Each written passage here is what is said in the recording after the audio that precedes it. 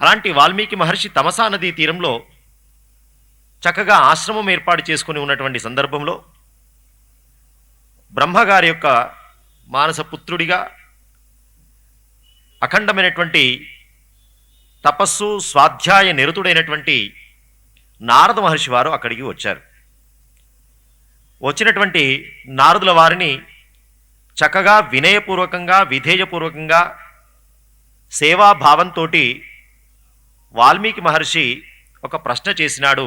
కోన్వస్మిన్ సాంప్రతంలోకే, ప్రస్తుతము వర్తమాన పరిస్థితుల్లో వర్తమాన కాలంలో గుణవంతుడు, వీర్యవంతుడు, ధర్మజ్ఞుడు, కృతజ్ఞుడు, సత్యవాక్ పరిపాలకుడు, దృఢవ్రతుడు, చక్కనైనటువంటి ప్రవర్తన కలిగినవాడు, సమస్తమైనటువంటి జీవులలో హితము కలగాలనేటువంటి అభిలాష కలిగినవాడు, పండితుడు, సర్వకార్య సమర్థుడు, కశ్చ ఏక ప్రియదర్శన, ఎవరు చూసినా ఇంకా చూడాలి అనిపించుకునేటట్టుగా, కొంతమందిని చూస్తే మొహం బొత్తుతుంది, ఇంకోసారి వాడిని చూడబుద్ధి కూడా కాదు. కొంతమందితో మాట్లాడితే ఇంకా ఇంకా మాట్లాడాలనిపిస్తుంది, కొంతమందితో మాట్లాడితే వీడు ఎప్పుడు పోతాడు రా అనిపిస్తుంది. కశ్చ ఏక ప్రియదర్శన, ఎప్పటికీ ఎన్నిసార్లు చూసినా ప్రియమైనటువంటి దర్శనం కలిగినవాడు. అలాంటి వ్యక్తిత్వం. జితక్రోధ, క్రోధాన్ని జయించినవాడు. ఇలాంటి లక్షణాలు కలిగిన వాడు సాంప్రతం, ప్రస్తుతం వర్తమాన కాలంలో ఎవరైనా ఉన్నారా? 16 లక్షణాలు అడుగుతూ ఉన్నాడు. ఆ 16 లక్షణాలు ఒకే వ్యక్తిలో ఉన్నవాడు అడుగుతున్నాడు. ఆ ఒక్క వ్యక్తి ఇప్పుడు ప్రస్తుత వర్తమాన కాలంలో ఉన్నాడా అని ప్రశ్న. చక్కని ప్రశ్న అడిగినారు వాల్మీకి మహర్షి. గుణవాన్, మొట్టమొదటి ప్రశ్న 16 ప్రశ్నల్లో మొదటి ప్రశ్న గుణవాన్ అన్నాడు. గుణవంతుడు ఎవరన్నాడు? 16 గుణాల గురించి అడుగుతూ మళ్ళీ గుణవంతుడు ఏమిటి? మిగతావి కూడా అన్ని గుణాలే కదా. 16 గుణాల గురించి ప్రశ్న చేసి దాంట్లో మొట్టమొదటి ప్రశ్న ఏమడుతున్నాడు?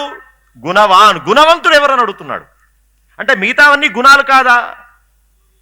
అంటే గుణాలన్నింటిలో కూడా గుణము అని చెప్పుకోగలిగింది ఒకటి ఉన్నది అని అర్థం. అంతే కదా. ఏమిటా గుణం? అందులో తెలుసుకోవలసినటువంటి దాంట్లో మొట్టమొదలు గుణం గురించి అడిగినాడు ఆయన. మనిషి యొక్క గొప్పతనం మనం తెలుసుకోవాలంటే వాడు ఎంత అందగాడు, ఎంత ధనం ఉన్నది, ఇది కాదు. మనిషి యొక్క గొప్పతనం గురించి మనం మాట్లాడుకోవాలి అంటే, మనిషి గొప్పతనం గురించి తెలుసుకోవాలంటే మొట్టమొదటి లక్షణం తెలుసుకోవాల్సింది గుణమే. అందుకే మహర్షి యొక్క ప్రశ్న విధానంలో ఫస్ట్ క్వశ్చనే అది. గుణవాన్, గుణవంతుడు ఎవరయ్యా అన్నాడు. మిగతావన్నీ గుణాలు కాదా సార్? మిగతావన్నీ గుణాలైనా ప్రత్యేకంగా గుణవంతుడు అని చెప్పడంతో ఇక్కడ ఏదో ప్రత్యేకమైన గుణం ఉన్నది అని అర్థం. మహతః మందైః సహ నీరంధ్రేణ సంశ్లేష సౌశీల్యం అని చెప్పినారు. గుణము అంటే ఇక్కడ స్వభావం. గుణము అంటే స్వభావం. అలాంటి గుణం గురించి ప్రశ్న చేసినారు. ఎటువంటి స్వభావం కలిగిన వాడు? స్వభావం గురించి తెలుసుకోవాలంటే కొంతమంది స్వభావాలు మారిపోతాయి. పదవి రాగానే, డబ్బు రాగానే, పాండిత్యం పెరగగానే మారిపోతాయి. వాడు మారిపోయినాడు రా అంటున్నామా లేదా? ఏం మారింది? స్వభావం మారిపోయింది. దశరథ మహారాజు యొక్క పుత్రుడు, కాబోయే సమ్రాట్, చక్రవర్తి అయినా అయోధ్య నుంచి బయటికి వస్తే సామాన్యమైన వ్యక్తిని కూడా ఎంతో గొప్పగా పలకరించేటువంటి వాడు. నేను రాజునయ్యా, ఇంత ఐశ్వర్యవంతుణ్ణి. ఆయన ఫ్రెండ్ లిస్ట్ తీస్తే మొట్టమొదటి బెస్ట్ ఫ్రెండ్గా మిగిలినవాడు గుహుడు. ఒక రాజపుత్రుడు, సమ్రాట్టు, ఒక సామాన్యమైనటువంటి బోయ స్నేహం, గొప్ప స్నేహితుడయ్యా నాకు అన్నాడు అంటే అది ఎంత గొప్ప స్వభావమై ఉండాలి. అది కదా మనిషికి కావలసినటువంటి లక్షణం. అంతెందుకు, ఒక సామాన్యమైనటువంటి వానర ప్రభు అయినటువంటి సుగ్రీవుణ్ణి కూడా ఎంత గొప్పగా ఆదరణగా, ఎంత గొప్ప స్థానం. అరే మన రాజ్యం ఏమిటి, ఆయన రాజ్యం ఏమిటి, కోతుల రాజ్యాన్ని నడిపేవాడు నాతో సమానుడా అనుకున్నాడా? అది మనిషికి కావలసిన గొప్ప లక్షణం, అది గుణం. ఏమున్నది ఎంత సంపాదించినాం అని కరెన్సీ నోట్ల కట్టలు లెక్క పెట్టుకుంటూ ఉన్నాం, కానీ ఎంత చక్కనైనటువంటి గుణం మనం అలవాటు చేసుకుంటున్నాం అనేది మనం ఆలోచన చేయగలగాలి. ఈ ప్రశ్న విధానం ఎంతో నేర్చుకోవలసినటువంటి అంశాలను తెలియజేస్తూ ఉన్నది. ఇది బయటికి కనబడుతున్నటువంటి అంశం. ఇక్కడ వాల్మీకి మహర్షి నారదుణ్ణి అడుగుతున్నటువంటి ప్రశ్నలో బయటికి కనబడుతున్నటువంటి వ్యక్తి గురించి అడుగుతున్నాడు, కానీ పరబ్రహ్మగా కూడా తెలుసుకోవలసిన అంశం అడుగుతున్నాడు. గుణములలో ఉంటూ గుణ అతీతుడిగా వ్యవహారం చేస్తున్నవాడు ఎవడు? అది ప్రశ్న ఆంతర్యం.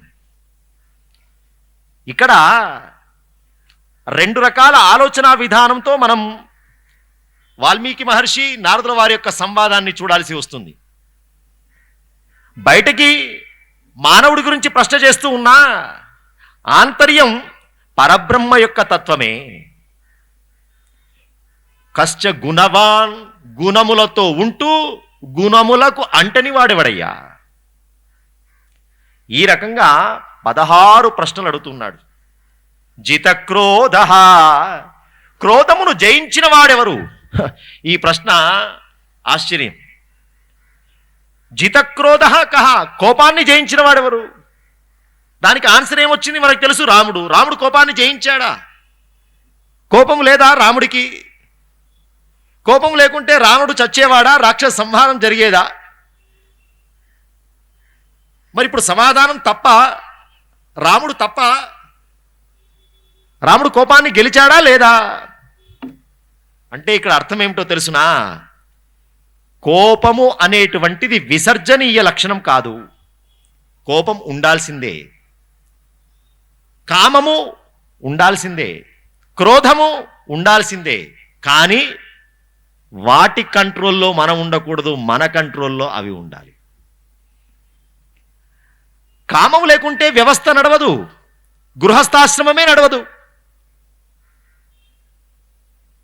కోపం లేకుంటే గురువు శిష్యుల్ని మందలించలేడు, తల్లి పిల్లల్ని చక్కనైనటువంటి మార్గంలో పెట్టలేదు. మరి కోపం తప్పనెట్లా అనాలి? కోపం మంచిని బోధ చేస్తున్నదా లేదా? ధర్మాన్ని శిక్షణ చేస్తున్నదా లేదా? అంటే అర్థమేమిటి? కామము తప్పు కాదు, క్రోధము తప్పు కాదు, కానీ రాముడిలాగా జితక్రోధ, మనకు ఎప్పుడు అవసరమో అప్పుడే ప్రయోగించి దాన్ని ఉపసంహారం చేసుకునేటువంటి కంట్రోల్ మన దగ్గర ఉండాలి. దాని కంట్రోల్లో మనం ఉండకూడదు.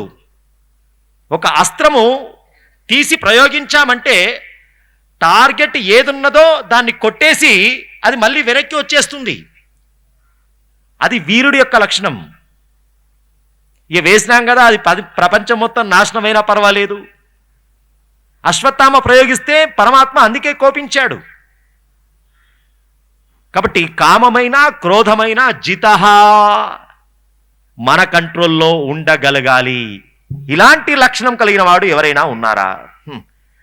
అన్నిటికీ కూడా నారదుల వారు సమాధానం చెబుతూ, అయ్యా నీవు అడిగినటువంటి ప్రశ్నలన్నిటికీ కూడా సమాధానం ఉన్నదయ్యా, ఒకే ఒక్కడు అని చెప్పి, ఇక్ష్వాకు వంశ ప్రభవో రామో నామ జనైశ్రుత ప్రహృష్ట శ్రూయతామితి. ఆనందం కలిగిందట నారదుడికి. ఎందుకు ఆనందం కలిగింది? ప్రహృష్ట, సంతోషపడ్డాడు ఆయన సమాధానం చెప్పేటప్పుడు. ఇంత క్వశ్చన్ అడిగినప్పుడు కొంచెం మైండ్, అబ్బా ఇంత గొడ్డు ప్రశ్న అడుగుతావా నన్ను, కానీ ఆయనకు ఆనందం కలిగింది. ఆనందం కలిగిందనే వర్డ్ అక్కడ యూజ్ చేయడంలో అర్థం ఏమిటో తెలుసునా? ఉపయోగించడంలో అంటే ఏది తాను ఎవరి గురించి తాను చెప్పాలని అనుకుంటూ ఇక్కడ దాకా వచ్చాడో ఆయన గురించే ఈయన ప్రశ్న చేస్తూ ఉన్నాడు. అందుకే వాస్తవంగా నారదుడు వచ్చింది ఎట్లాగైనా రాముడి కథ లోకానికి ప్రపంచానికి తెలిసేటట్టుగా చేయాలని ఆయనకు సంకల్పం ఉన్నది. కానీ అదే ప్రశ్న వాల్మీకి నోటి గుండా అనుకోకుండా అనుస్యూతంగా రావడంతో ప్రహృష్ట అడగంది చెప్పకూడదు కదా. అందుకే ఆనందం కలిగిందట నారదుడికి. కలిగి శ్రూయతామితి చ మంత్ర్యా, అబ్బాయి సావధానంగా వినవయ్యా అని చెప్పి రామకథ బోధ చేస్తూ ఉన్నారు. ఇక్ష్వాకు వంశ ప్రభవో రామో నామ జనైశ్రుత, ఇక్ష్వాకు వంశంలో పుట్టినటువంటి వాడు రాముడు అని చెప్పి సమాధానం చెప్పినాడు. రామాని నేరుగా చెప్పకుండా రామో నామ జనైః శ్రుత, ప్రజలందరి చేత రామాని పిలువబడుతున్నటువంటి ఆ రాముడయ్యా నువ్వు అడిగినటువంటి 16 లక్షణాలు కలిగినటువంటి మహానుభావుడు, గుణసంపద కలిగిన వాడు.